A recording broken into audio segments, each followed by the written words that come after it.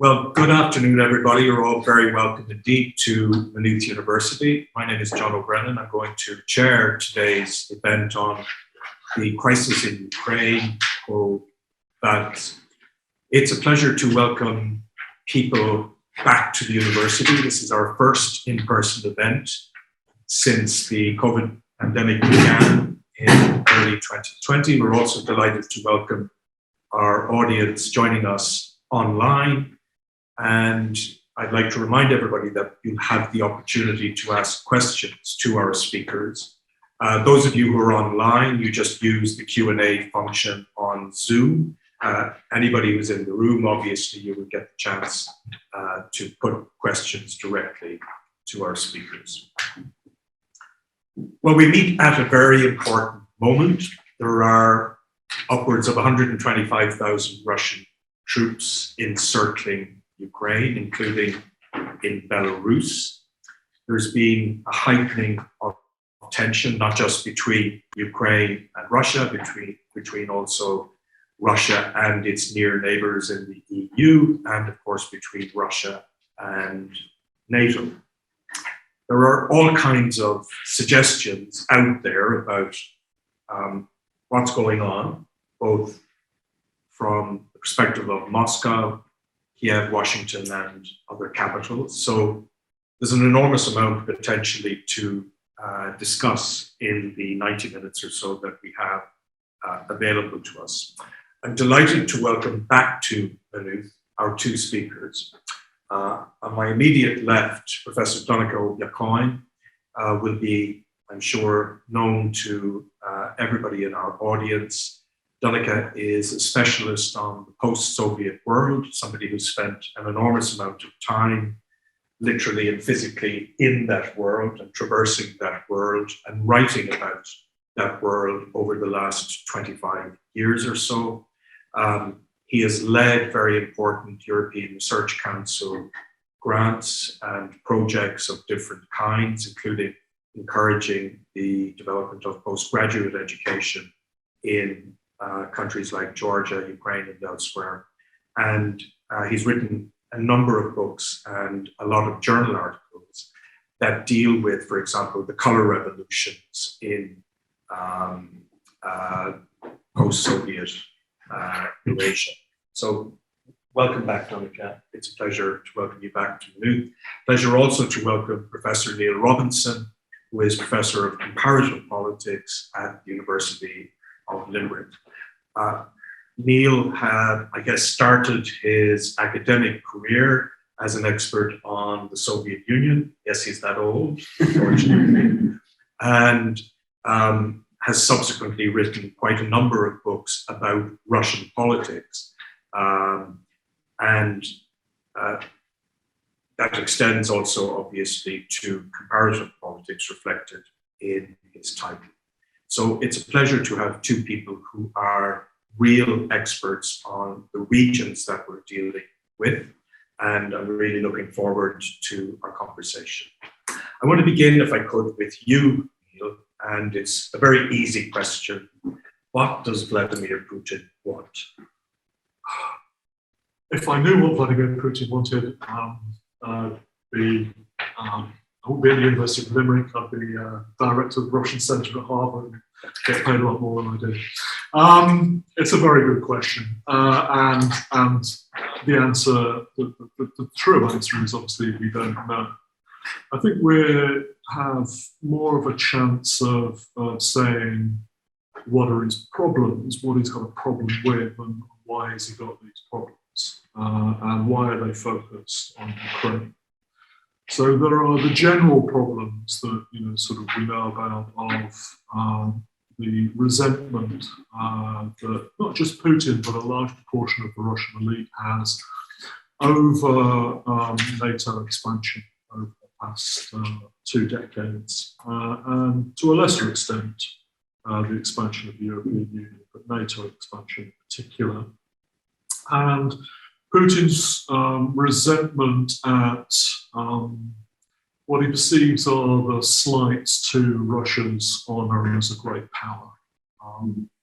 But he views Russia in a very particular way, as not simply a state, but a state that is based on a particular civilizational identity.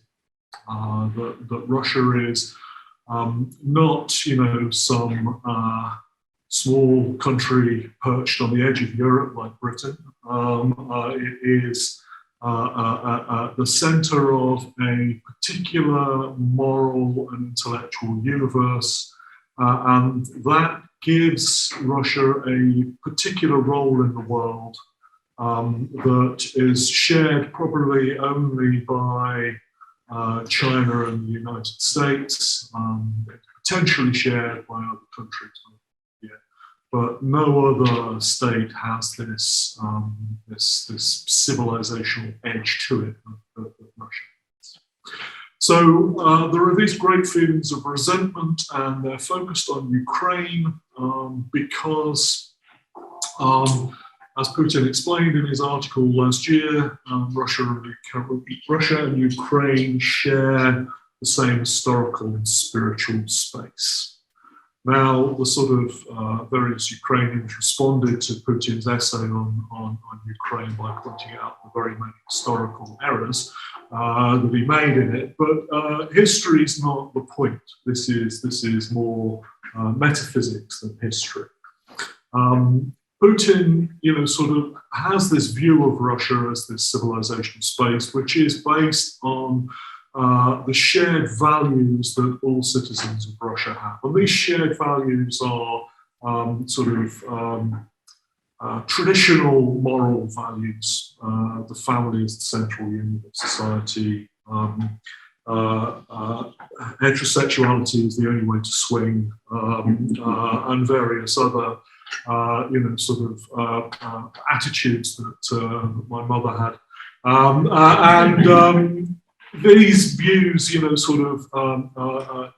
create this particular sort of function Putin believes for the Russian state, and that is, the state draws its support from protecting the values that people have, and they support it. And so you have this virtuous circle of state-society relations that needs to be protected. Well, the problem with that is that if one part of the greater Russian world, as he's called it, defects and lives in a different way, what does that do to the truth of his view of Russians? So Ukraine has become, over the past 8 years, an existential itch that Putin, wants to scratch. Now, that doesn't mean to say that he wants to invade Ukraine necessarily. He's aware, I think, to a large extent, of the costs that will be involved, military costs, economic costs from sort of sanctions, and the risks, the social risks that come from Russian soldiers coming home with body bags. But he wants to put limits on the extent to which Ukraine can be different to Russia. And that, in the first instance, is to do with security and the alliances that Ukraine can make. And it also means that he wants to have some voice through a proxy in the management of Ukraine as a state. Now, he's lost that voice, over the last few years, partly because he changed the political arithmetic of Ukraine by seizing Crimea and by encouraging the breakaway in Donetsk and Lugansk. And then more specifically, because the perpetuation of that conflict has, hardened the attitudes of many Ukrainians towards him and towards Russia. And then because the Zelensky administration has begun to put some pressure on pro-Russian oligarchs over the last couple of years and closed down some media sources. On top of that, then, sort of there are programs through NATO, arms sales, etc., which have increased the military capacity of Ukraine and demonstrated that Ukraine is becoming a more westwardly leaning country. So the combination of all those things, sort of have really sort of pushed Putin, if you like, to the edge of his patience. Now, as I say, that doesn't necessarily mean that he wants to invade. I mean, I'm sure he would if he could get away with it, sort of if there were absolutely no costs, then we'd all do lots of things that we really shouldn't do and are a bit naughty. But, sort of, I don't think he wants to invade, but what he wants, I think, is to put sufficient pressure on the West, particularly the United States, to force us to get the Ukrainians to recognize the status of Donetsk and Lugansk as semi-autonomous units. And in that way, sort of you'd effectively create something more federal Ukraine, if you like, with rights that have special interests and that, sort of could not be incorporated into any Western defensive organization or prospectively any Western economic organization. Ukraine went down the EU route. So his object is Ukraine in the first instance. And the lever is the ratcheting up of tension, and sort of he will, I think, sort of settle for less than the unfeasible demands that he made at the start of this process. But sort of it's a long way until he gets what he wants, and there's absolutely no certainty that he will. Thanks, Neil. That was a terrific overview of the Russian perspective on Ukraine and on potential conflict. Donnacha, if I can turn to you now, perhaps to just look at Ukraine briefly and what has happened in Ukraine since 2014.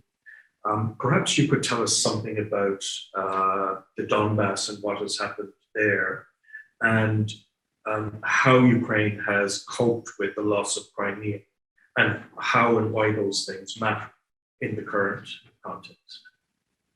Yeah, well, I mean, I've been going to Ukraine now for over 2 decades, so I need to take a longer perspective because, it's the nature of news cycles that we tend to do things in the immediate past. And what's interesting is if you look back 20 years, Ukraine was, in theory, the type of state that Vladimir Putin, would say that he would be happy with now. I mean, it was one that had no ambition to join NATO.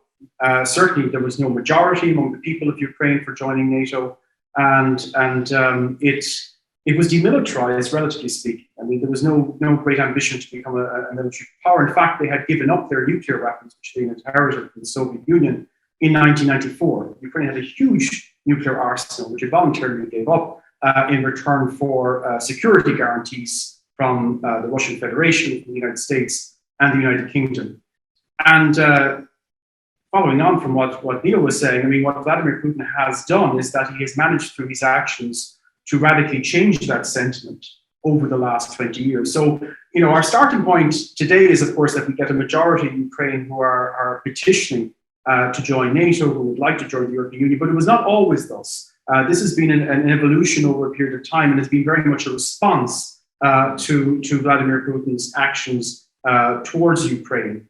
And indeed, the last time I was sitting in this very seat, more or less, certainly this very table, was in 2014 when you kindly invited me to come with others to discuss what was happening then. And I remember very well the position that we were in. I mean, Vladimir Putin then was saying he had no intention of taking Crimea, that, the little green men who were in Crimea were not Russian soldiers. And we all know, of course, what happened. I mean, like, Crimea was annexed, secessionism was stimulated in Donbass. And that's why when we're asking, what does Putin want and what can we predict, it's very difficult because we're dealing with a regime which has a track record of very openly making promises. As I said, you can go back to the Budapest Memorandum of '94, but even, as I said, the month before it annexes a territory saying it has no intention of annexing, and then goes ahead and annexes. So when we see a large army now on the borders of Ukraine, and we're told that there's no intention to actually use it, you know, there are various scenarios, and Neil hinted at some of them of what might happen, but we cannot ever exclude the possibility that the army might be used. Though I myself would concur with the fact that I don't think that's going to be used for a full-scale invasion. I don't think it would be profitable or popular or even digestible, the territory that would be involved. But going to the question of Donbass and Donetsk and its role in all of this, I visited Donetsk many times before it was, you might say, out of reach of the Ukrainian government. I addressed students in classrooms and whatnot. And I think it's important to stress that, you know, because we get this impression sometimes that these are territories that were homogeneously pro-Russian. Certainly wasn't my experience in Donetsk at all. I mean, what you had were Russophone Ukrainians. And I think that's a problem as well. We get a lot of the media coverage that we tend to equate Russian speakers with those who are orientated towards Russia, which is as problematic as saying that if somebody in Ireland speaks English and not Irish, that somehow they're orientated towards England. It's as ridiculous a statement, and indeed the causes for the Russification of Ukraine are not dissimilar to the Anglicization of Ireland if you take the long historical view. But in terms of what the role of Donbass is and how Ukraine has responded, after the annexation of Crimea, we kind of naively thought that that was satisfying Putin's ambitions in the immediate term towards Ukraine. But you know, he obviously now sees Donbass as a way of, as again Neil pointed out, permanently inhibiting any moves by the Ukrainian government towards Euro-Atlantic structures. And in a way, so he'd have the best of both worlds. He would get the territory of Crimea, but he'd also have the levers to prevent any westward trend. In terms of how people have coped, people are in a permanent state of, I guess, if not fighting militarily, but psychologically, you know, people are aware of the fact that their country is under occupation, that it is invaded. And I think that's also a problem when we look at the current media coverage. We're talking about, you know, what will happen if Putin's army invades, and if it doesn't invade on this occasion, we somehow think that's a victory. When of course we'll only go back to the status quo ante, which is Ukraine under occupation and being invaded. So it's had quite a psychological blow, I think, on the Ukrainian people. But as Neil has suggested, it's also united them in a way that's unprecedented. Certainly, Ukraine was much more fragmented geopolitically, again, going back 10, 20 years. Now it's quite united. You'll never, I think, have the prospect in the foreseeable future of a president being elected that would be more pro-Kremlin than not.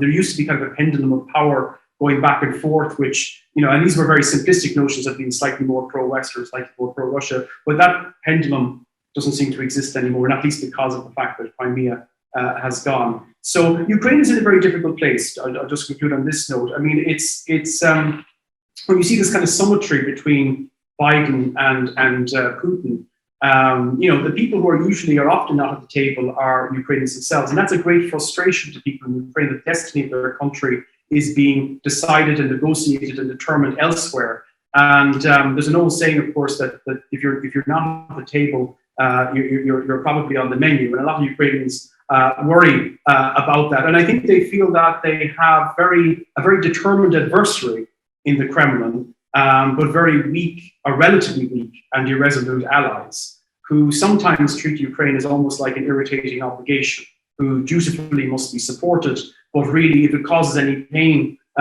in terms of, this came out recently with the German Chancellor, where he was saying, well, if we impose sanctions, we will also suffer. We have to bear that in mind, that there's not a lot of suffering or there's not a lot of pain that European economies are willing to undergo to support Ukraine. And I think that in that sense, they sometimes worry that people in Europe, or the European Union certainly, have put them outside of that collective, that somehow they have psychologically put them outside the European Union's sphere where African countries exist, and have more or less left them psychologically to this kind of sphere of influence of the Kremlin. Yeah, and of course, Ukrainians yesterday, looking at President Macron going to Moscow, Chancellor Scholz in Washington, where Ukraine was the number one item on the agenda, might certainly have felt those kind of things that you suggested. Neil, I want to go back to what you brought up at the beginning of your contribution, which was the Russian assertions about NATO and the resentments that are routinely put forward about alleged promises that were made by the United States in particular and by NATO not to expand NATO. And one of the Russian demands, of course, in that recent exchange was that the European security theatre would revert back to its pre-1997 form. So I wonder if you could take us back to that era of George H.W. Bush, James Baker. Were there concrete promises made to Russia that NATO would not expand in the future? No, but also slightly yes. So there was discussion. I mean, particularly, it obviously started after 1989, the collapse of the regimes in Eastern Europe, but particularly the collapse of East Germany, GDR. So, it rapidly became apparent that, so the GDR was going to get incorporated, to cut a long story short, into West Germany. And when it became part of West Germany, obviously it would then be part of NATO. And what would this do to Soviet troops who were still stationed there at the time and across Eastern Europe, and also to the agreements that have been made around conventional forces in Europe, which had been long negotiated and more or less only just settled shortly before all this happened. So there were discussions about, what was going to happen, and some sort of promises were made along the lines of, we have no intention of. Right? Well, we have no intention of is not a promise. It's, well, I'm not thinking about it. No, I mean, I have no intention of eating here at this table, but, I will do later. It's not a promise never to eat again. And so there were sort of things that the Russians took as commitments. Now, first of all, nobody had the right to make those commitments. If you believe that states are sovereign entities, then they have the right to fix their security arrangements, in negotiation with partners, rather than promise made by the Secretary of State with the Soviet Foreign Minister. And you can't, making promises to a country that ceases to exist, 20 months later is not a firm commitment. So there was a sort of expectation that there wouldn't be NATO enlargement, but no firm promises were given. The Russians then in the 90s, made similar kinds of requests that, NATO expansion be put on a long finger, and they were told not to worry about it, and they complained. But what really, I think, began to sour the relationship was their feelings of distrust for NATO over the swings and roundabouts of involvement in Yugoslavia to deal with that conflict. And they began to see NATO not only as a security threat, but also as duplicitous interlocutor. Because basically NATO couldn't get its shit together. And the Russians, did make several proposals for conflict reduction and peacekeeping, but NATO went back on conflict and escalated, and then NATO bombed some. Right, so you began to get this kind of conspiratorial mindset about NATO in Moscow in the mid 1990s. I remember being taken to somebody's apartment in about 96, and just being harangued by this guy's wife, about how evil NATO was, and this was just kind of purely felt hatred that for this, and I hadn't even really thought about this as an issue. NATO enlargement was because I was teaching international relations at the time. People had begun to talk about NATO enlargement, but it wasn't this big thing. But it was already being sort of, used by the Russian media and by certain sections of the Russian political establishment to sort of wind up this feeling. So it became a very emotive issue. So promises weren't made, but there were understandings that Russia took from this that, they've subsequently said promises. And then there were other things going on in the 90s in former Yugoslavia, and NATO was involved in that. And, that made NATO look bad in Russia. So it wasn't one thing that's generated this. It was a confluence. So, yeah. Donnacha, one of the differences between 2014 and today is Belarus, that there is a significant Russian troop presence in Belarus. Putin also sent troops recently into Kazakhstan, where there was a popular revolt of sorts going on against the regime. So should we consider what's happening part of this greater sort of muscular effort by Russia to exert or reassert control over what Putin and many others call the near abroad, the sphere of influence in that band of countries that were part of the Soviet Union previously, and as Russian nationalists see it, naturally fall under or should fall under Russian control? Yes, we should. There has been a more robust, a more muscular kind of assertion of Russian interests in the near abroad. Putin has tried to set up a rival pole, essentially, of influence. And so this question about NATO, there is, of course, the Collective Security Treaty Organization, that moved swiftly into Kazakhstan. And, Putin would have been, I think, very upset if anybody had questioned the right of Russian troops to go to Kazakhstan, even though they were being requested by a dictatorship under siege. There's a lot of false equivalency when we talk about NATO and the Russian-sponsored equivalence. And that's why when we hear about NATO expansion, I think it's quite a loaded term, because Russian expansion is usually at the request of a dictatorship, or it's simply invaded. That's Russian that's Kremlin, actually, more than Russian. I actually shouldn't use the term Russian. I try and avoid it because, of course, Russia is a dictatorship. Well, we don't know what half the people of Russia are thinking.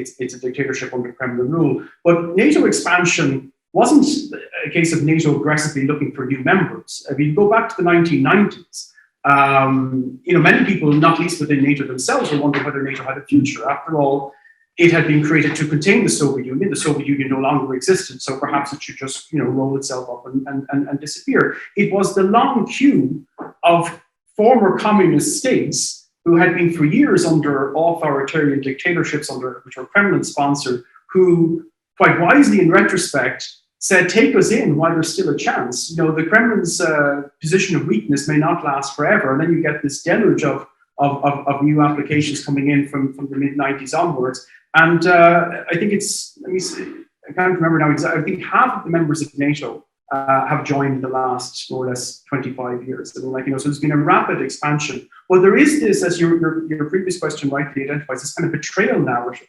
That the Kremlin was somehow tricked and humiliated in the 1990s with promises that weren't honored. And I think it's important to point out that, firstly, this alleged promise that was made to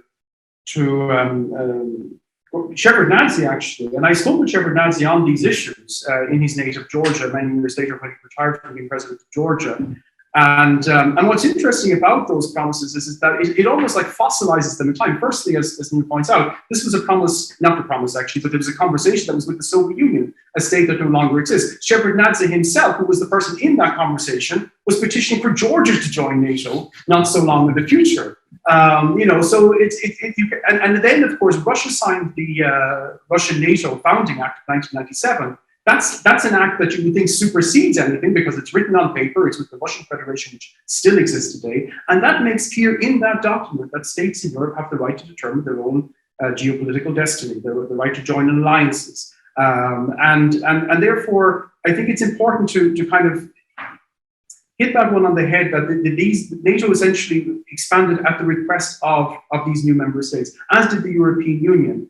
And again, going back to the point that Neil hinted at, that the problem actually is not just with NATO, it's also with the European Union, because I think as Irish people somehow we say, well, NATO has nothing to do with us, so we shouldn't be that interested, but it's also with the European Union expansion.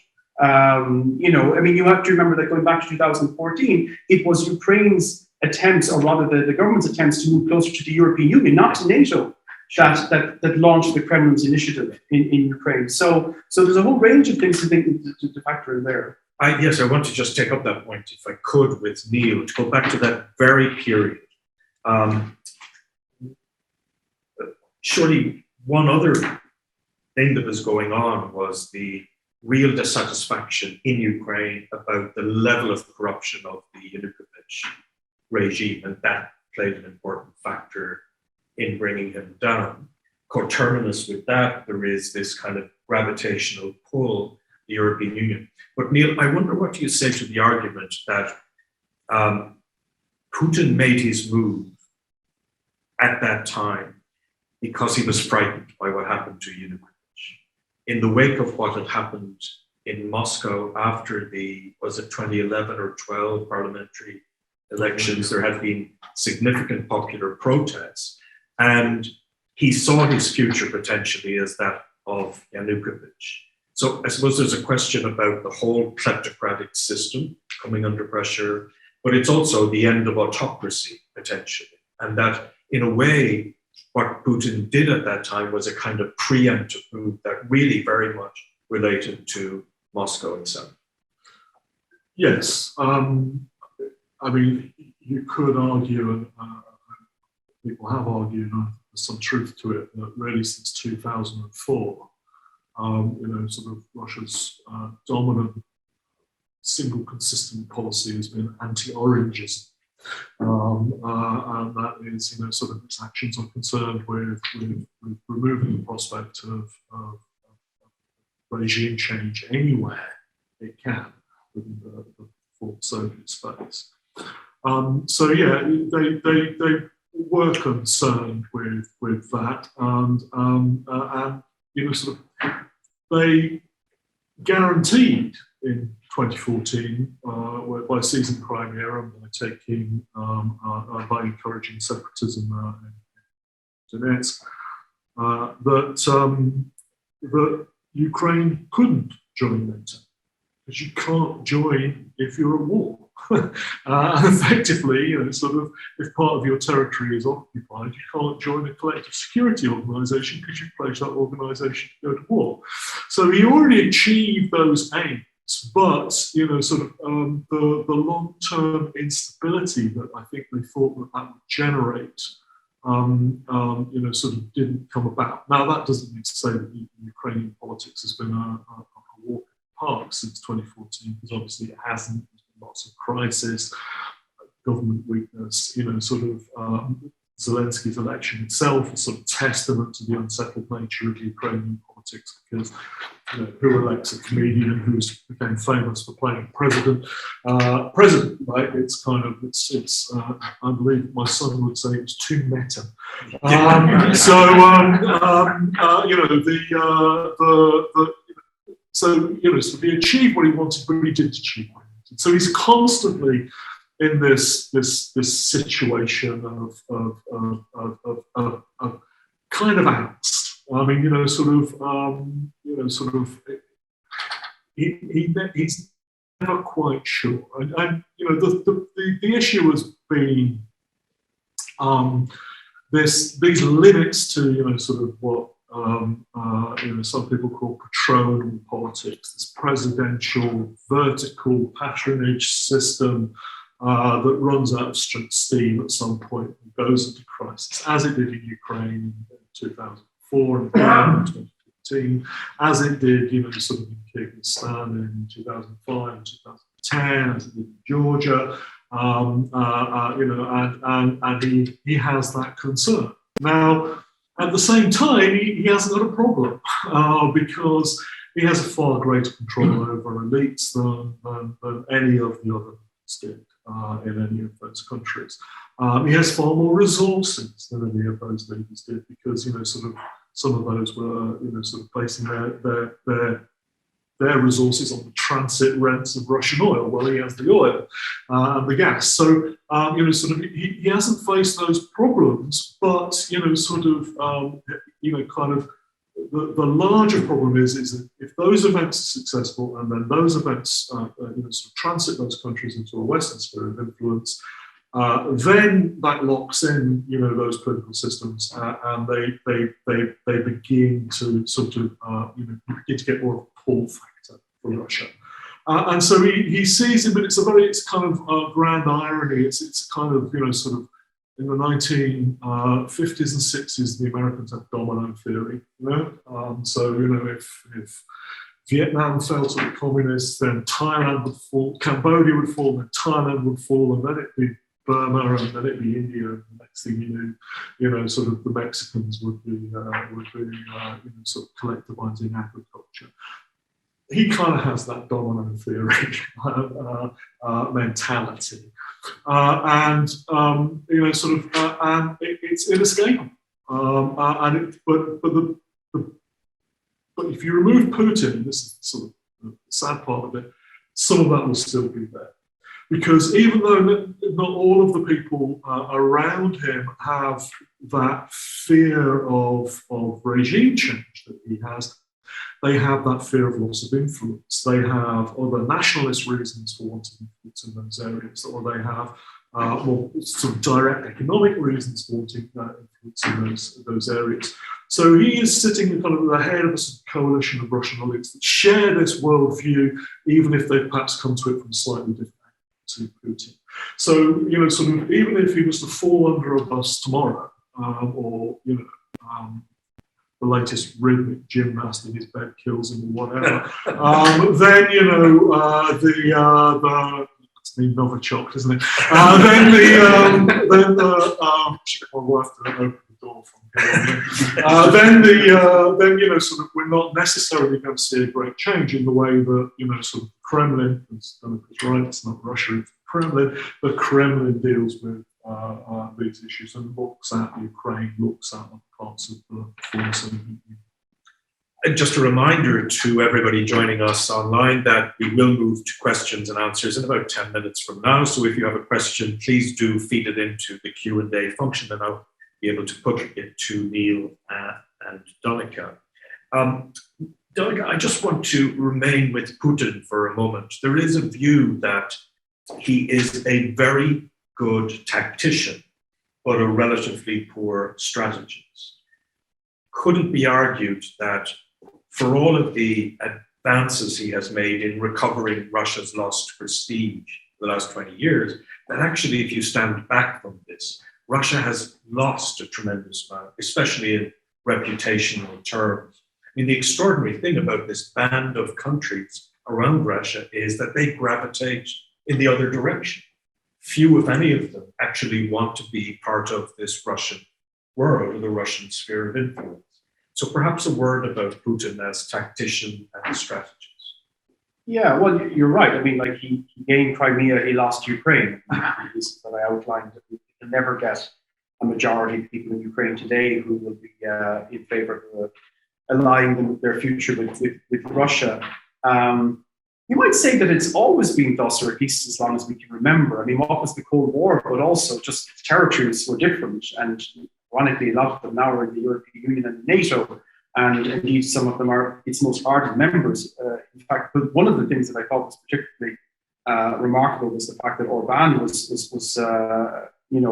putting a veto on Ukraine getting closer to the NATO, to the cyber defense center, this Estonia-based cyber defense center. And you're just thinking of Hungarians rising up in 1956 when they were behind the same kind of sphere of influence against their will, and were reaching out to the West for support. And of course, will always bemoan the fact that the West didn't come to their assistance. And now they're in a rather similar position on the other side of the curtain, and their president is withholding the little help that might be given. But at the same time, and that's part of the authoritarian impulse in a way. I mean, there's no other way that it's been done. I mean, Russia, and this goes back to the whole idea that it's not just Putin.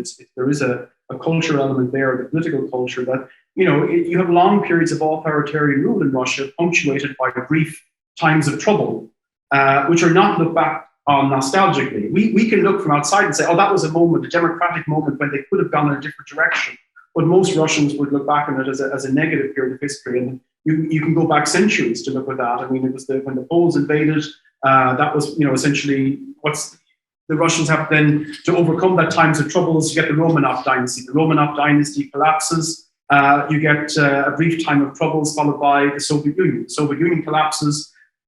Times of troubles, 1990s, Putin reasserts himself and indeed makes himself popular by reverting back to previous modes of governance in some respects. In terms of those tactics and strategy, Putin has, and it was mentioned that he can be quite opportunistic when it comes to how he acts. But I think when it comes to war, he's been tactically quite astute in many respects. He's chosen these wars carefully, which we can't say of many countries.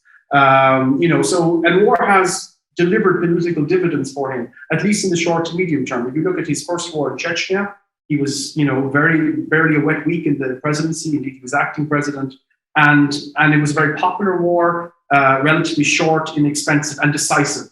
And then you look at Georgia 2008, similarly, 5-day war, achieved his objectives, popular domestically, no long-term costs for the Kremlin. And then you look at, again, 2014, the Kremlin takes Crimea, very popular domestically. We sometimes lose sight of that. That was a very popular initiative in Russia.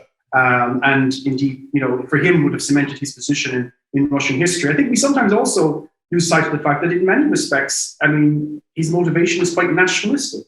I mean, it's not just, there's quite an ethnic motive to it as well. There's no notion of, no, you don't agree, okay. So we'll let say why he doesn't agree. But I think this notion of kind of like, protecting Russians, and kind of going the extra mile in different countries to protect the issue. And Russian's been very widely defined. Like I said, sometimes it can even just be Russian speakers. Now, it's not done consistently. I mean, for example, Russian speakers in Kazakhstan weren't worried about it the same way they were in Ukraine. But there is that notion, there is that element there in these policies. But Neil, I'd be interested to hear what Neil has to say about the ethnic aspect. I think part of the problem is so specifically on that national thing, it's national but not nationalist. Mm-hmm. So there is a difference, as Donnacha knows, in how you describe Russia and Russians, right? So there's Ruski and there's Rossiyski. So if it's Ruski, it's ethnic Russian. If it's Rossiyski, it's of the Russian Federation, effectively. So Putin is a Rossiyski nationalist. He's not a Ruski nationalist. In fact, Ruski nationalists frequently hate him because he doesn't invade northern Kazakhstan and take back those lost lands. He doesn't incorporate, sort of the Russophone areas, et cetera, et cetera. So I think there's a sort of it's a technical point, but I think it's quite an important point because sort of we often say, oh, he's a nationalist, and we kind of think irredentist, we think all of those kinds of things, but it's not that. The core of the regime is national, but national is not nationalist. It's a weird kind of civic nationalism. It's not civic nationalism as we would like to live under, because it's got all these authoritarian elements to it that are not nice. But it's not ethno-nationalism, and ethnic nationalists for Putin are as bad as liberals. No, there's a direct equivalence. I mean, you can see it in, he as bad as communists. He will link Woodrow Wilson, ethnic nationalist, and Lenin in the same paragraph, talking about national rights to self-determination as all being bad. You don't have to be a sophisticated linguistic scholar to see the logic of equivalence that he's laying out. So, because he knows those people don't like it, they get rid of it. The skinheads on the streets of, sort of Russian cities who, like to beat up guest workers, etc. Frequently, they're not Putin fans. So the difference. It's an important one, I think, for understanding Putin's worldview, because it's central to this thing. I mean, you say Russian speakers, he talks about the greater Russian world. And we have not quite reached the level of China, but we have, these influence organizations like Ruski Mir, the Russian world, and, institutes that, sort of rich Russians set up to publish things talking about, the uniqueness of Russia and why the West's appreciation of Russia is false, etc. And it's all based around that Rossiyski idea rather than the Russian nationalist idea, the Ruski idea, which is quite weird because then, of course, we're talking about the Ruski idea, the Russian idea, as an ethnic thing, but it's not for Putin, it's a Rossiyski idea. So, can I take you back to something you said about the structure of power in Russia and how this matters, if at all, here? How has it changed over 20 years or so? I mean, you mentioned it as a kind of coalition of elites with this pyramid structure and Putin at the summit of it. But how do we square that with the evidence of Putin's increasing authoritarianism, the deepening, if you like, of the authoritarian footprint in Russia in recent years, throwing out foreign NGOs, attacking journalists and so forth, not to mention the more audacious attacks against people like Navalny and others. How important is he personally to all of this? I guess that's the argument. Without Putin, there's no conflict in Ukraine. I'm sure you're going to argue that's not necessarily true, but I just wonder how we kind of assess it against that structure of power. Yeah, there's a lot in there. So it has become increasingly a personalist regime. But, so certain decisions, I mean, the decision to take Crimea, was Putin, two guys, and sort of plotting on the back of them, as far as we can tell. Right? It wasn't, a decision made even by the Russian security council, right? They were phoned up and told about it. This is happening, as far as we know, we can tell. So it has become an increasingly personalist regime. So if Putin goes, things would change, but the tensions would not necessarily change.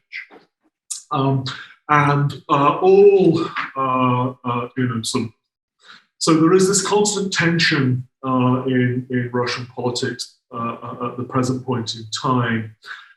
Between Putin's press for personalism and to secure his position, but at the same time, the need to put pressure on to modernize and a lot of which ends up being rhetorical, but it's there.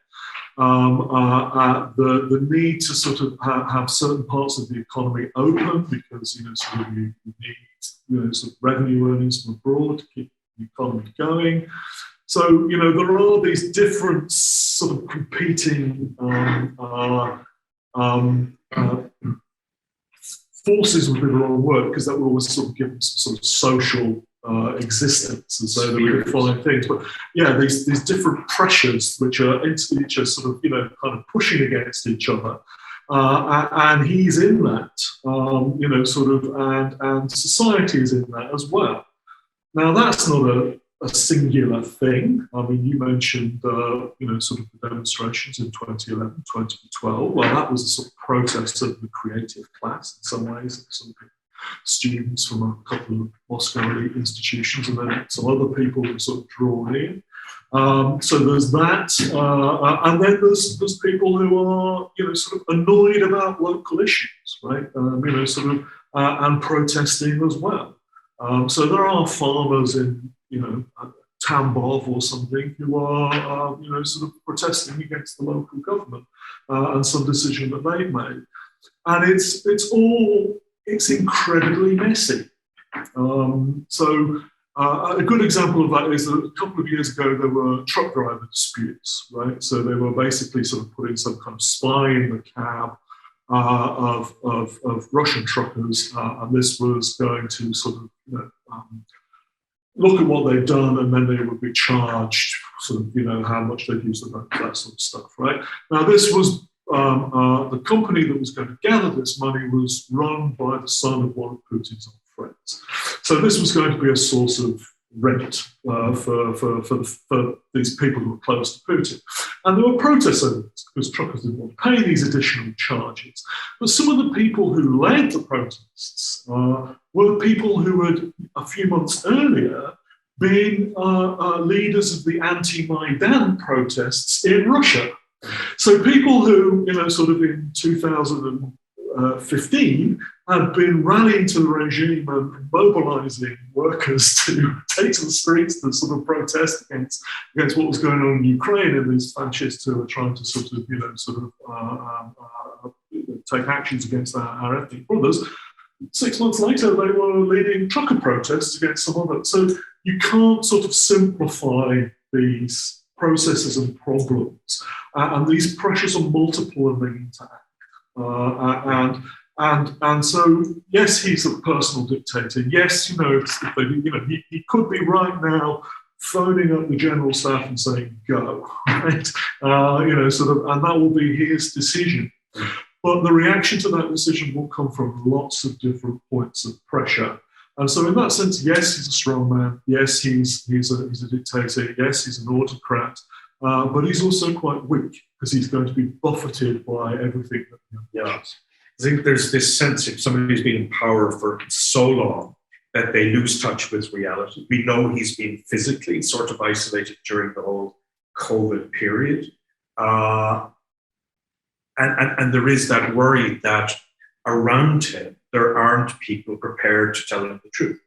And that's something that happens to people when they've been in power for a very long time. But you have the sense that there's still a sort of pluralist environment around him. And that there's rational decision making. No, not rational decision making. No, he has very limited means of calculating. If he's doing some sort of cost benefit analysis, he can't see the costs very well because, as you say, he's relatively isolated. So everybody's telling about benefits, the Eurasians and all of these people. They're all saying, "Oh yeah, no, sure, no, great." People will love it. And so they can't see down the line very clearly, and they can't see into society very clearly. And we've seen it countless times in Russia. Why was the kickback against the pension reforms? It was a kickback against the pension reforms, partly because they've not got good feedback mechanisms to tell them that those kickbacks were coming. Why? Because they'd simplified parts of local government, sort of ended certain kinds of elections of local government. They hadn't got feedback mechanisms. And being a local official was mostly about securing the right kind of political outcome at elections and about demonstrating loyalty rather than, sort of saying to your boss, hang on a minute, that's not a very good idea. It's like being in university. So the sort of decline of certain forms of communication, has made this echo chamber and has meant that they don't have these feedback loops which allow them to accurately assess things. And that's a kind of, that's a sort of, it's a general dictatorial problem. And he's not immune from that. And kind of my line has been about Putin almost from day one. He's a transitional leader, right? It's just unfortunate that the transition has taken so bloody long. Because he's going to outlast me. I'm going to retire before he does. He's not kind of put anything solid in place. Even though it looks really solid, it's kind of not. And the problem is we don't know how delicate the machine is. We're kind of guessing, right? Yeah. But Donnacha probably has much better things to say about this, so I should shut up. Just very briefly, no, it's fascinating, and I think it's for those who look at authoritarian regimes, it's one of the most interesting questions. I mean, when and why do dictators retire if they ever retire? When is the right time to go? How is the right time to go? And I think Putin would have looked at what happened in Kazakhstan and seen this as a warning, because what did they try and do in Kazakhstan? I lived in Kazakhstan for 5 years, so I'm rather familiar with the dynamics there. And, Nazarbayev, had built up this personality cult, modeling himself somewhat on Ataturk. They all would like that in 50 years' time, he'd be flying into Nazarbayev airport. And of course, he renamed the capital after himself, sold to his first name. But then he decided, I'm coming up to 80 years of age. It's getting a bit rough for me. I'd like to have power without the responsibility. So I'll pick a pliant acolyte who has no independent power base, and I'll just give him the responsibility. And it all went pear-shaped very quickly. And it was a kind of, I think, there is a democratic learning curve, which we focus a lot on, but there's also an authoritarian learning curve. And the post-Soviet space is a great laboratory for dictators to learn from each other. And Kazakhstan was a laboratory for Russia. So, Nazarbayev set up Town, Putin set up United Russia. Mm-hmm. There were a whole series of things that the Kazakhs have done that the Russians have kind of followed. Oh, absolutely. And then you had the colour revolution phenomenon where, again, regimes were learning from each other about how to mobilize against an unpopular dictatorial regime. But the authoritarian states were watching each other and how they responded, and taking also a best practice approach of, introducing legislation to limit the ability of NGOs or independent media to flourish and things like that. So these are important issues in such regimes because, of course, unlike in democracies, when you retire, of course, you're just condemned to write your memoirs and spend more time with your family and whatnot. I mean, in authoritarian regimes, you lose everything, potentially, including your legacy and your wealth that you've stashed away in different places. So I think that, how it ends is a question that still is an open book in many respects. I mean, what we do know, sort of take it from a comparative point of view, and you look at the work of Barbara Geddes, personalist regimes last longer than military regimes. And regimes which combine personalism and political parties and the military together, like the Soviet Union, like China, they last the longest of all. But Putin's still a personalist regime. So in that sense, we should only have a sort of, if you're a gambler, John. If you play the odds, right, it shouldn't last forever because it is essentially personalist. And at some point in time, the guys around you are going to say, we let him invade you. If we let him invade Poland after he's invaded Ukraine, we're all for it. So so they get rid of the personalist dictator, and the party's not there. United Russia is widely disrespected by the Russian population. The All-Russian Popular Front, which was another organisation, was set up. And discussions about whether that would replace United Russia. That didn't come to anything. So there's been no institutionalisation of dictatorship. And in that sense, it's a personalist regime. And if military regimes last, on average 7 years, personalist regimes last 12.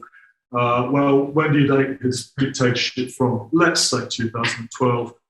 It should be on 2 years' time. Yeah. He's probably not going to be, but if he is, that was a firm prediction. And we have it. I want my Skype prize of political science. If that's the area he's in, that's the uncertainty that he faces, and that's what he's trying to control, and Ukraine is part. So. Excellent, thanks so much. I had our first question from our colleagues who are joining us, and it's a pleasure to welcome our former colleague, Professor Christian Nowak of the University of Amsterdam. Christian's question for you, Donnacha, principally, it's about the West, and it's really about Europe, and whether Putin's actions to some extent are based on an assessment of European weakness or disunity. We've seen, for example, Germany perceives being very, very soft on Russia. The whole controversy about the Nord Stream 2 project, there is that German dependence on Russia, which gives Russia significant leverage, and energy is hugely important. 40% of the European Union's energy or natural gas comes from Russia. So perhaps you'd say something about that, about what's going on in European capitals in particular, and the transatlantic relationship, and whether, as the Scholz-Biden meeting yesterday suggested, we're going to see this show of unity if there is a Russian significance. Yeah, there's a huge amount there. So I'll just say briefly, because I know you probably have quite a number of questions, that certainly, yes, I mean, Putin has, it has been a consistent policy to try and identify division and to exploit those divisions, to magnify them, to create divisions where none necessarily exist by, and it's not easy to identify where the divisions are. I mean, like you get within the European Union, countries like Estonia and Poland, who have in recent memory had first-hand experience of Kremlin rule and are very ardent about these issues, emotional even. And then you get countries, as you say, like Germany, which have a very different perspective on things. And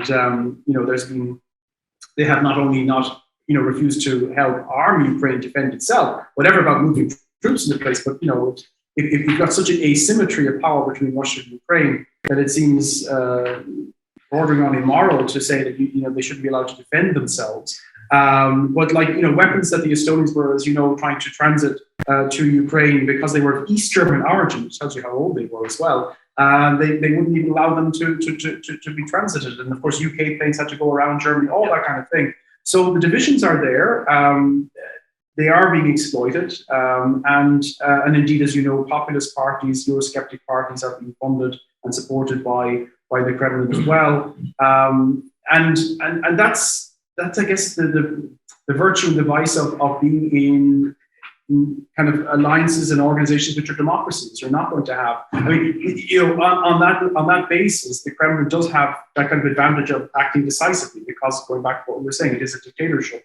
You're not going to be able to counteract that in terms of speed of decision making. And also it means that sanctions, which are often rooted as the obvious response to Kremlin aggression, well, as we know, I mean, like since 2014, they haven't in any way modified Kremlin behavior. And that's largely because sanctions are the result of negotiations. They're the lowest common denominator, and they're ineffective. And indeed, they're designed almost to be ineffective, because going back to what the German Chancellor said recently, we have to bear in mind that the sanctions will also hurt those who are initiating them. We don't want to really hurt our own economies. So isn't this true, Neil, that there are vast amounts of Russian oligarchic money sloshing around European capitals, and that there are individual EU states that are a big part of the problem, along with the United Kingdom.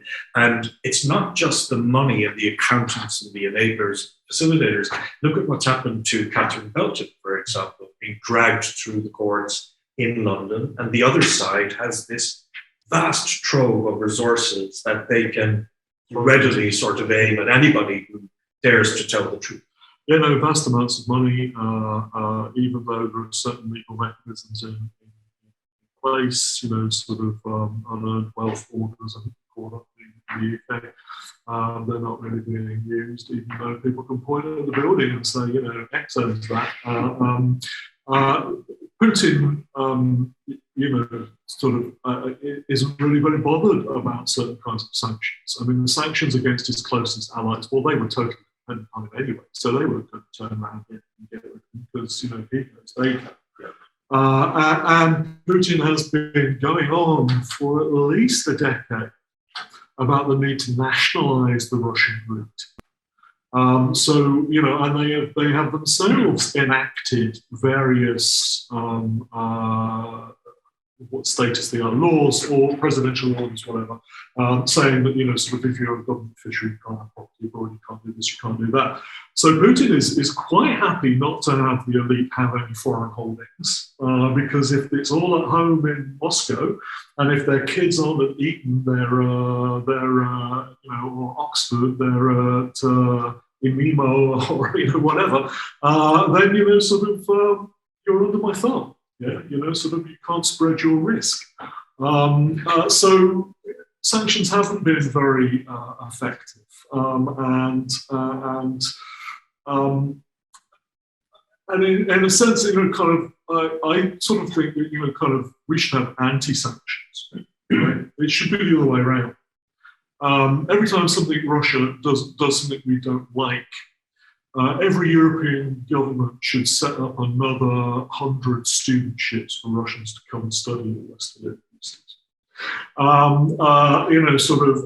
Every time they poison, every time a journalist dies, the visa regime should be ratcheted down a notch so that more Russians can come in more easily. Because the one thing that opinion polls show is that Russians who have familiarity with the West are less anti-Western and less believing of the regime in its lies. If you want to defeat him, you don't do it by, picking on three guys who are totally dependent on him anyway. You do it by letting everybody else see that, what they say about the world is not true. We'll come to questions from people in the room in just a moment. There's just another question from our colleague, Dr. Brendan Flynn at NUI Galway. It's a very good question. Donnacha, perhaps you might take it. Can Putin afford to back down now domestically, having committed all these troops so publicly? Aren't there significant risks for him in either not taking any action or pretending that there have been significant concessions made when actually there hasn't been? How does he write that out if there is some sort of bureaucratic breakthrough in the next few weeks and we get some agreement between NATO and Moscow? Are there really significant risks for him? I don't think so. I think that, as I was saying, he's managed to, here we were in 2014, as I said, Crimea was annexed, Donbass de facto under Russian control. And rather than us actually trying to find ways to change that reality, we are here now 8 years later trying to find out what Putin wants and how to assuage his insecurities and to give him things that will kind of mollify him. I always find that, by the way, that very interesting because, we talk about the asymmetry of power between Russia and Ukraine, but the asymmetry of power between Russia and NATO or Russia and the EU is just remarkable. Russia's economy is smaller than that of Italy's. Its population is even, in radical, it's a pre-fall in some respects. It's much smaller than somewhere like Nigeria. And COVID has been terribly badly managed. Yeah, but again, people they have lost their lives. But because the West is not, particularly focused on Ukraine or doesn't believe it's a fundamental thing to take on Russia about, that asymmetry can sometimes be lost. So I think that, you might say it's an expensive way to get FaceTime with Western leaders to move your army at great expense to the borders. But he has, look at the queue of people who are meeting him now. Macron is only the most recent. Scholz will be there. Exactly. So he's got them focusing on the issues that are of concern to him right now. And it's got us almost it'll be a sense of relief, as I said, if he doesn't move the army in any further. And we've completely forgot, almost, that at the end of the day, if we go back to where we were, it's a situation where, again, he has control over a huge section of Ukrainian territory. So I don't think, to answer the question, that he's suffering any risks. And in fact, as we know, a war with Ukraine, as is sometimes contemplated, full-scale war, which is that I don't think will happen, would be deeply unpopular in Russia itself. So I don't think people are pushing him in Russia to say, go to war with Ukraine. So I think that there will be relief. And I guess there's that issue of credibility. You may remember in the lead up to the Kosovo War in 1999, we had the NATO spokesman, Jamie Shea, on television all the time, endlessly talking about the credibility of NATO. I mean, in this kind of geopolitical context, that sort of need to put up this muscular sort of strongman front is very significant, isn't it?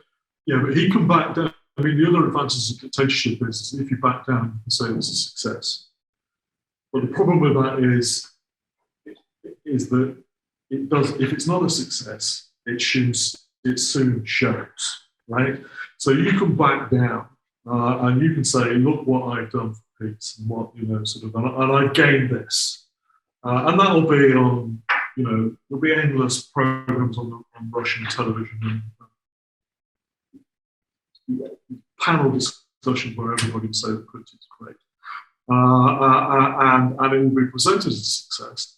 But then if nothing has fundamentally changed, or we're back to this in a year, 6 months, then, it's worked against you. So if he backs down, it'll be presented as a success, there'll be no problems. But how do you ratchet up again? And what happens is, to people's feelings of detachment and sort of dissatisfaction when it's clear that nothing changed and that you were lied to. So that's very quickly on that. One of the key points that Putin has been making, and he reiterated it yesterday, is that actually it's not him who is the aggressor and mobilizing to attack anybody. It's actually the Ukrainian government which is mobilizing and is on the verge of attacking Donbass. And therefore, he could argue that if no such attack occurs, that it would have occurred had he not mobilized. And therefore, he did achieve something by actually doing what he did. Yeah. And that would be the line. And it would be, there'd be half a dozen useful idiots proposing the yes and no peace. Yes, and see the Stop the War. People have been at it already in the last 24 hours. Jamie. Okay, thanks you both. It was really interesting. I have lots of ideas, particularly about NATO, but I won't because I'm not a NATO expert. I have one book that you might be interested in if you haven't read it. My friend Dale Hesman, anthropologist, Russia and Soul. It came out in the late 1990s, if memory serves. But whenever I read anything by Putin, I read that book. About how soul isn't a thing. There's a whole set of relationships, and the Russian world isn't a thing. It's a set of relationships that sort of does that, and it's beautifully written. It's fantastic. I just want to push Donnacha a little bit because I disagree with Putin as a tactician and less success as Putin is probably 3 times more popular amongst white Christians in the U.S. than is Joe Biden. That has, at no point in the Soviet, states was that ever anybody said as president. You might protest against U.S. intervention, as I would definitely. That's what I think. I think the expansion of NATO has been awful because it has given the U.S. empire lots of colorful appendages to put into anything that it wanted to do to say it's a global thing. But right now, you have white Christians in the U.S. to say if Putin invited us to go to Siberia, he would go there in a Las Vegas minute. And I believe them. I mean, because these are the same people who are dying of COVID, or refusing a kidney before they go. And I think that he's done a very, very good job of projecting a certain kind of image. And I would say that, most of this, you sort of concentrated on the Russian face of that image, but there's an international face of that image. And it's Obama's second term, 2012, when it was like a black guy got elected. That was a fluke, but oh my God, it happened again, And and I think the white Christians were wrongly supported. He was never quite considered Christian, but the depth of popularity that Putin has now amongst the electorate, that both parties at the end of the day think are more important than any other. I mean, even the Democrats, for all their voting rights and everything else, the centrist Democrats want to appeal to that. Putin is multiples more popular. And I think that is one of the reasons, that the U.S. response going back to 2012 has been inhibited. I must say, socialist that I am, and as appalled as I am by Putin's behavior, that moment when, was it 3 years ago, 2.5 years ago, when there just happened to be a piano and there happened to be a delay before a press conference, to happen to go and entertain somebody with a thing. I remember tweeting to a mate of mine, you know, their authoritarians are much better than our authoritarians. Because Benito Mussolini was up there. And I think that part of it, I don't think you've given enough weight to, and I think that has got to be considered strategic on this. Okay. Do you want to respond, or we'll take another one? I can take a question from, again, one of our former colleagues, Professor Derek Hutchison, formerly UCD, now Denmark. Derek asks about Western actors here and whether they're taking the European security architecture seriously enough, that by concentrating on tactical matters, the Russian troop buildup and so on, they may be missing an opportunity to actually reconstitute the security architecture to make it more stable and durable in the longer term. In other words, you know, there are things that might be done. Russia may be facilitated to some degree, not to the degree that Moscow wants, but in a way that actually would be good for Europe in the longer term. I think that's a good point, and you know, sort of, I think that yes, that's the issue. Everybody's been talking about the immediate and not looking at, you know, sort of what flaws in Europe's security architecture does this demonstrate, and how do you sort of remove them and get something that's sustainable? And I think it's very important to do that because you know, Putin doesn't rate Europe. Europe doesn't exist. Now, Europe's not helped itself. I mean, that visit by Borrell to Moscow last year, which was just, you know, sort of a disaster, you know, sort of didn't help. You know, sort of wanted to confirm the sort of anti-European Union bias of Russia, and they sort of did it in one fell swoop.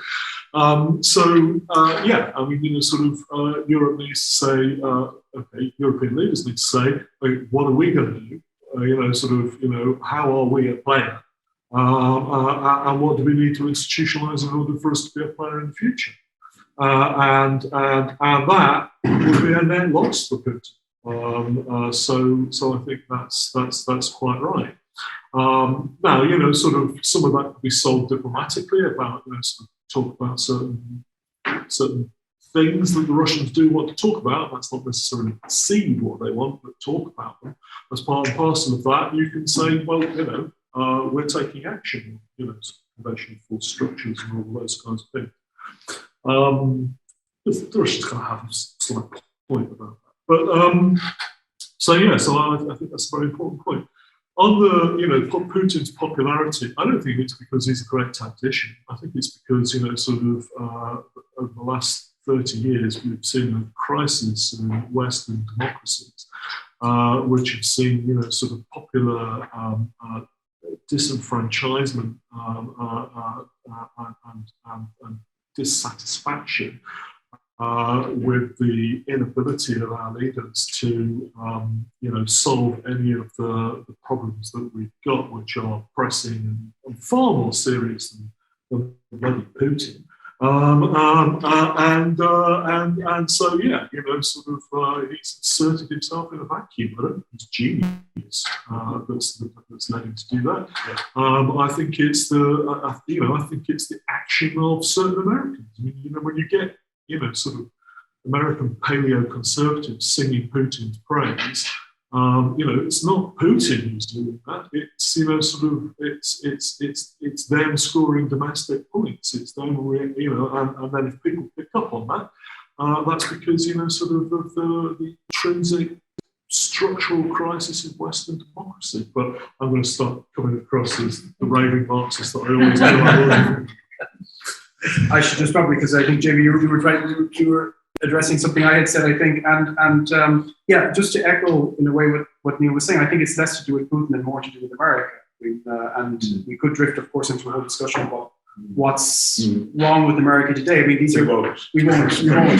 But Exactly. So, but when you say you were saying U.S. white Christians were the ones who were coming out for Putin. I mean, these are the same people who voted for Trump, and as you know, Trump and Putin had something of a bromance going on, and that is less to do with Putin, I think it's to do with the authoritarian tendencies in political cultures beyond Russia. We're going to bring in some other people now. Delighted to welcome Alan Jukes. Alan. Thanks, Sean, and thanks to Donnacha and Lee for a very rich presentation of what's on the other side of this particular argument. I'm tempted to say that it's easy for Putin to be popular because he doesn't really have to get elected. I'm saying in the region thing, he has to be popular, he doesn't have to get elected. But my concern really is with our side of the issue. What's the West response going to be to this? And there's nothing encouraging to see there. I think it would help if we laid down some baseline for what the fundamental lines of our response would be. And we could start, for example, by saying that 21 of the 27 member states of the European Union are members of NATO.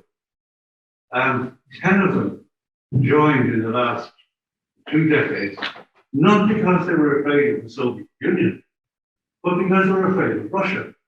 And they had perfectly legitimate interest in joining that. I don't hear anybody, Biden, Macron, any of them, saying NATO is actually a defensive alliance. Now, I know that everybody has lost on their copybook when we come to these issues.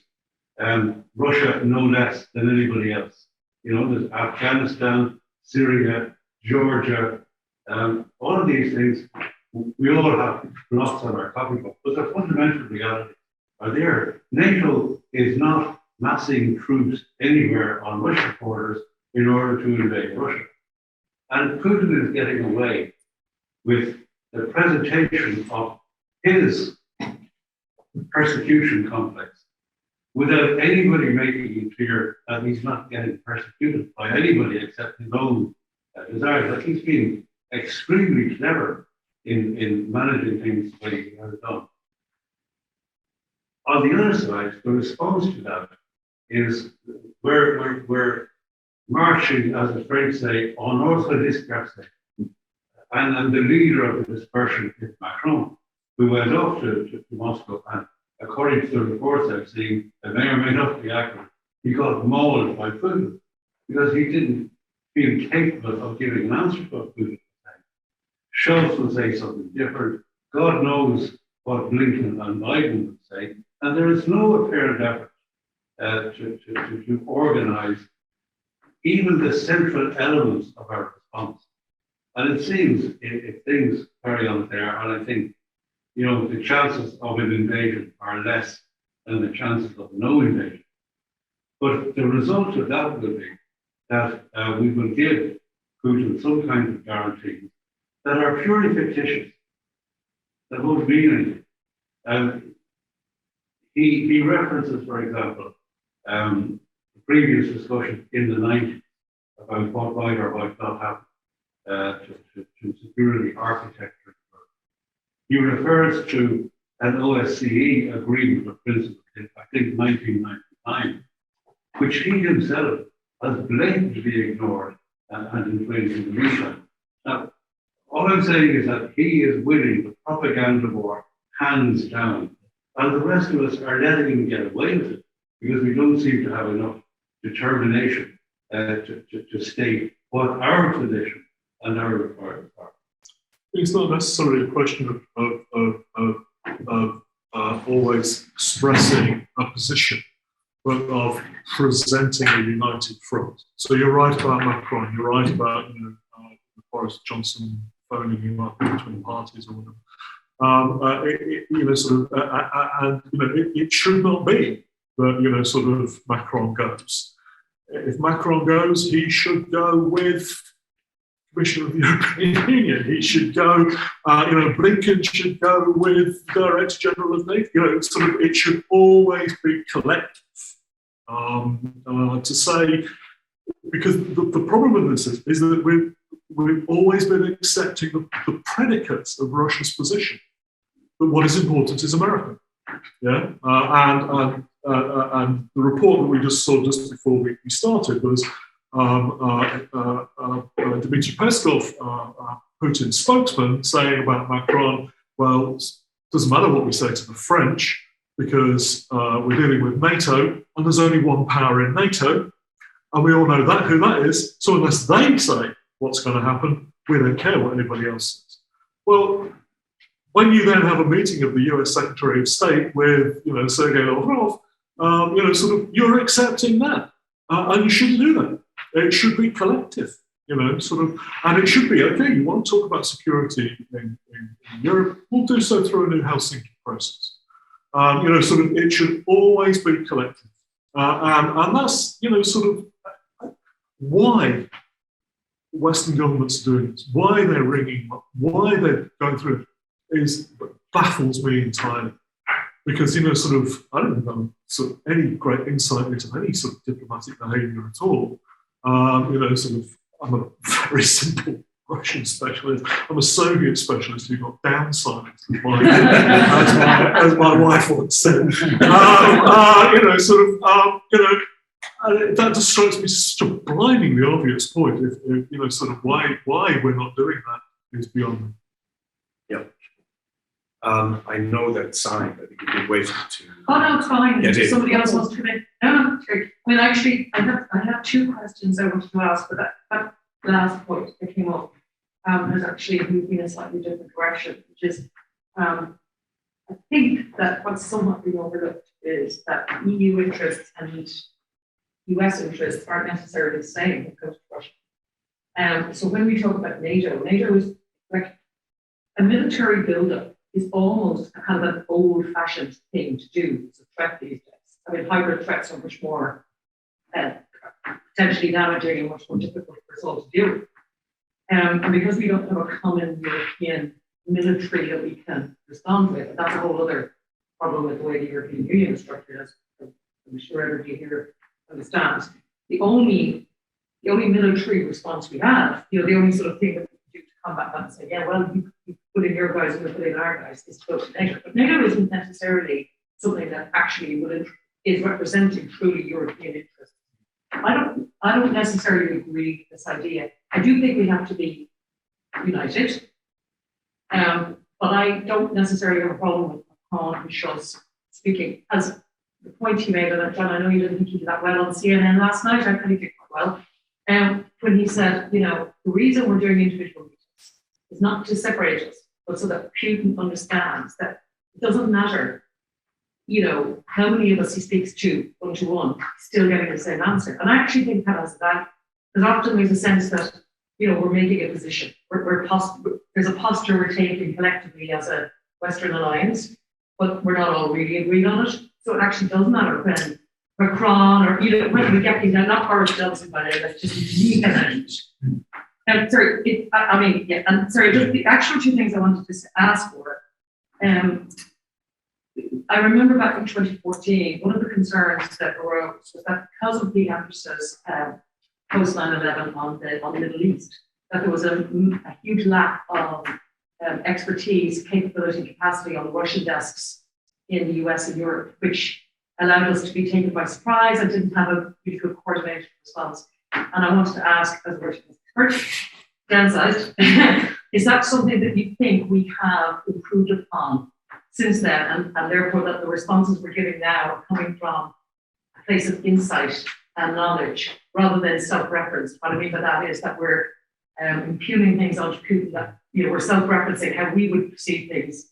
So we're assuming that's how he's perceiving things. Jamie likes that. That's very anthropological. It is very There you go. All right. So anyway, there are two questions.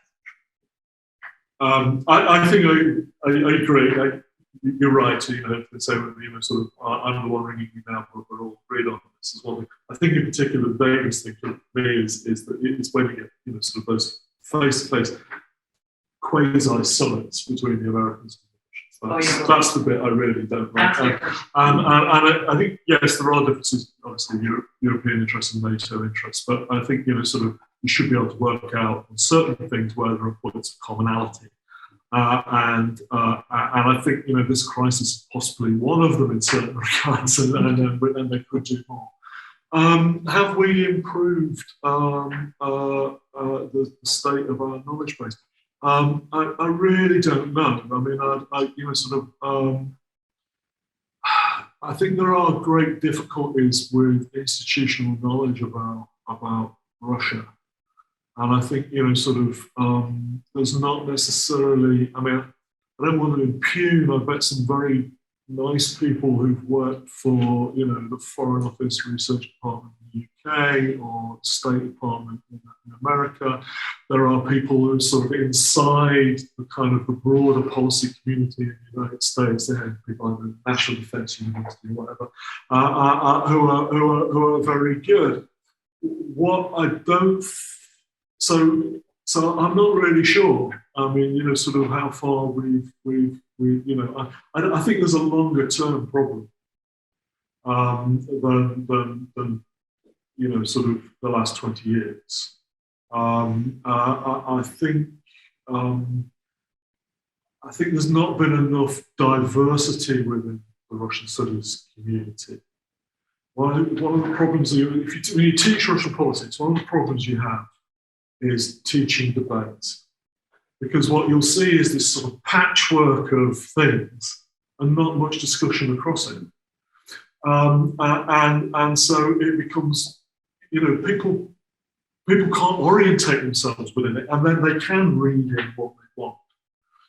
And I think that's been part of the problem. But, there were a lot of problems with the way we analysed the Soviet Union. I'm just old enough to remember that, I was a graduate student in the Soviet Union, collapsed working on Soviet politics, but I'm just old enough to remember that there were quite structured debates about the nature of the Soviet Union and its intentions. And so even though some of the estimates were wrong, you could orientate yourself within it. You look at Russia, it's chaos. To teach Russian politics, you have to impose your own narrative on it to some extent. And that helps students make sense of it, but you do slightly feel, what if I'm totally left field, completely wrong about everything. And that, I think, is a problem that then transfers into policy. They don't have, you can't go and get different opinions and see a range of opinions.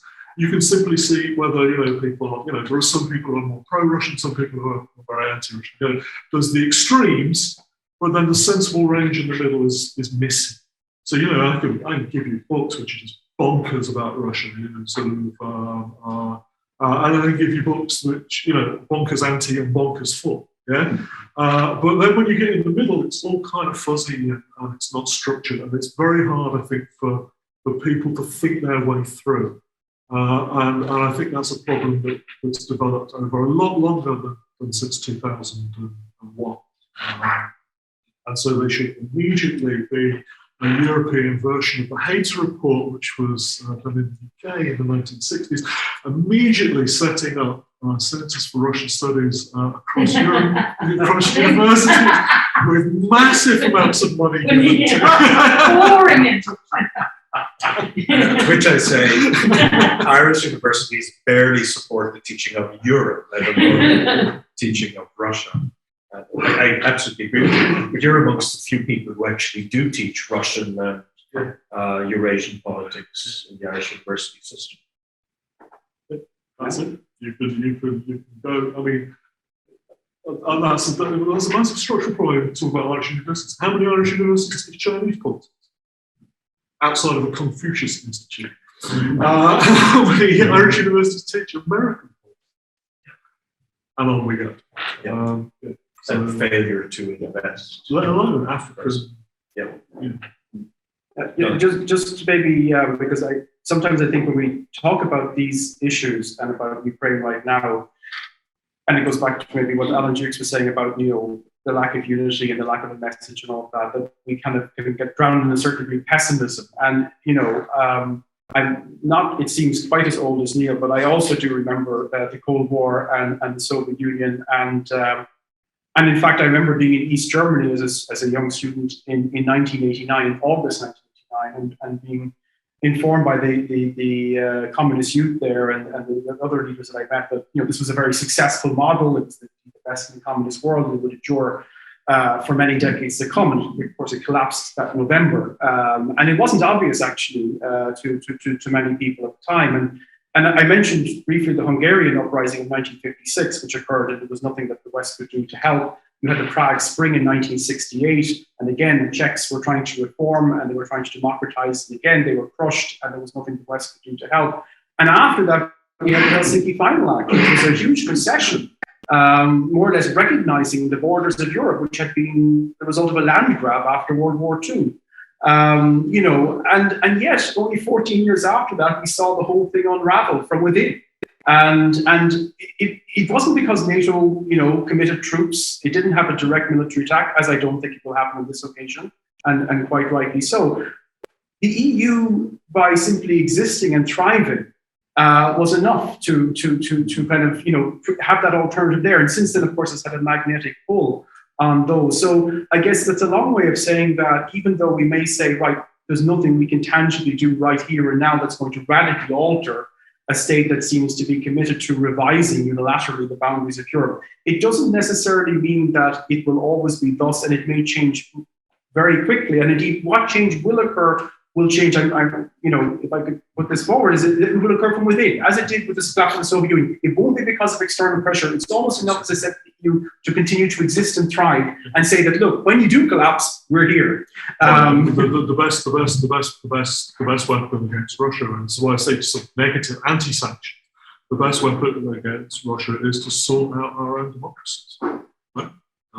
To get those conservative American voters not liking Putin but liking the president, well, preferably not Trump. Those are the things. Yeah, I mean, sort of we kind of Kennan was right. It's not about the military. It's about outlasting and outperforming, and dealing with the real global crisis, not the manufactured global crises by small men who like to parade around their chest. There is an interesting scenario under the manufacturer nightmare. Assume that Putin keeps on ratcheting up the tension and Xi Jinping decides to make a move against Taiwan. That would be an entertaining scenario. And each one of them are trying to battle is doing that at the time the other one's doing. Might be a scenario that we only enjoy for 5 or 6 minutes, but that's I suppose that we do have to think about that. Sort of if you're trying to rewrite international order, we have to stand up for international order because you don't want other people doing the same.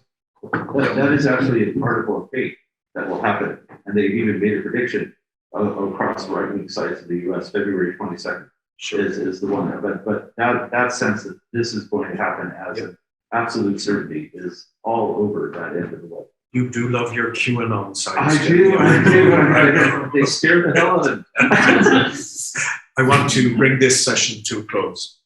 And in doing so, I want to offer our sincere thanks to both Donnacha and to Neil for their vast knowledge, sharing that knowledge of this big, big region with us, and for helping to make sense of a very fast-moving kind of political topography. So thank you both very much. You've taken the time out of very busy days and very busy lives and agendas, and it's really appreciated.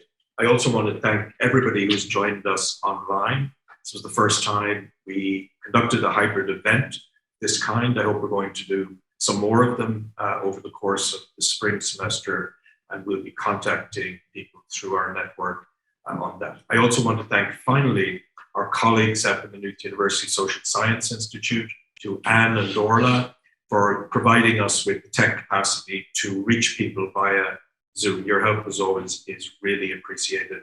And one of the things that Anne and Dorla have been doing is helping us to create a YouTube archive for these events, so that will be available for other people who may not have been here, but if you've enjoyed the discussion, you might tell them about it. So again, thanks very much to everybody who is in the room and to those who joined us virtually. See you again. And to you, John, for organising this Here, one. here.